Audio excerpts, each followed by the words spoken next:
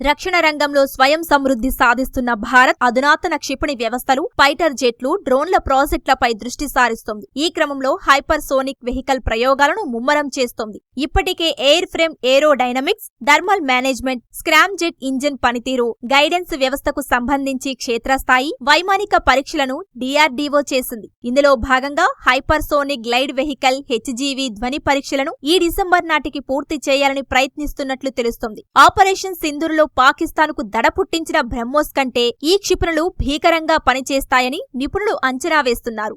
సహజంగానే అత్యంత వేగంగా ప్రయాణిస్తూ సుదూర లక్ష్యాలను నిమిషాలలో ఛేదించగల సామర్థ్యం HGVల సొంతం. శబ్ద వేగానికి 5-6 రెట్ల కంటే అధిక వేగంతో ఈ క్షిపణులు దూసుకెళ్లగలవు. ప్రస్తుతం DRDO అభివృద్ధి చేస్తున్న HGV సుమారు గంటకు 7,000 కిలోమీటర్లకు పైగా వేగంతో దూసుకెళ్లేలా రూపొందిస్తున్నట్లు తెలుస్తోంది. 1500 నుంచి 2000 కిలోమీటర్ల పరిధిలోని లక్ష్యాలను ఇది ఛేదించగలదని నిపుణులు అంచనా వేస్తున్నారు. వేగంతో పాటు దిశను మార్చుకునే సామర్థ్యం ఉండటంతో శత్రుదేశాల గగనతల రక్షణ వ్యవస్థకు స్పందించే సమయం కూడా ఇది ఇవ్వదని రక్షణ రంగ నిపుణులు చెబుతున్నారు. హైపర్ సోనిక్ క్రూజ్ క్షిపణులకు భిన్నంగా ఈ నూతన గ్లైడ్ వెహికల్ ఉంటుంది. రాకెట్ సాయంతో అత్యంత ఎత్తుకు వెళ్లి అక్కడ నుంచి విడిపోయి హైపర్ సోనిక్ వేగంతో లక్ష్యం వైపు దూసుకెళుతుంది.